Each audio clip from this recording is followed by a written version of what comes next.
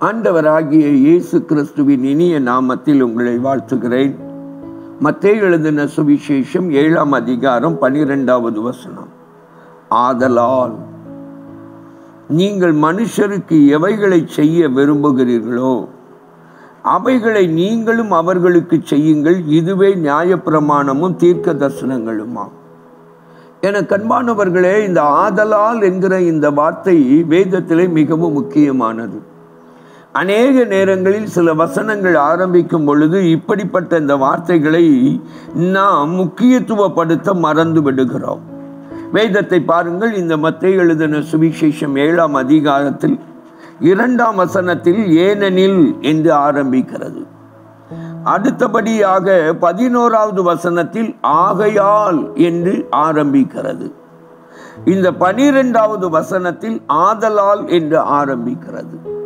இந்த ஆரம்பங்கள் எதை காட்டுகிறது? இந்த வசனங்கள் தனித்து நிற்கவில்லை. இந்த வசனங்கள் முந்தின வசனங்களோடு இணைந்து நிற்கிறது என்கிறதை சுட்டி காட்டுகிற வார்த்தைகள். ஆனால் நாம் இந்த வார்த்தைகளை நாம் விட்டு விடுகிறோம். இந்த வார்த்தைகளுக்கு முக்கியத்துவம் கொடுக்க மறந்து விடுகிறோம். இங்கே ஆதலால் என்கிற வார்த்தை எதை நமக்கு சுட்டி காட்டுகிறது? தேவன் நமக்கு நன்மையானவைகளை தருவது அதிக நிச்சயம். தேவனிடத்திலிருந்து நமக்கு புறப்பட்டு வருகிற அந்த நன்மையானவைகளை, ரோமர் 8:28 படியான நன்மைக்கு ஏதுவானவைகளை நாம் பெற்றுக்கொள்ள வேண்டும் என்றால் நாம் எப்படி வாழ வேண்டும்? நாம் விரும்புகிறதை மனுஷர்கள் நமக்கு செய்ய வேண்டும் என்று வாழக்கூடாது.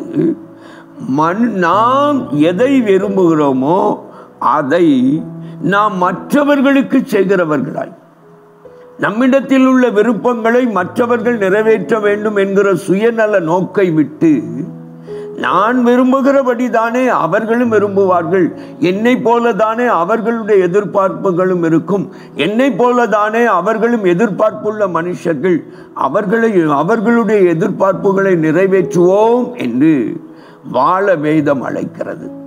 அப்படி வாழுகிறவர்கள் என கண்பானவர்களே, தேவனுடைய நன்மைகளை, தேவனுடைய கரத்திலிருந்து வருகிற நன்மைக்கு ஏதுவானவைகளை தங்கள் வாழ்க்கையிலே சுதந்தரிப்பது அதிக நிச்சயம். ஜெபிப்போமா.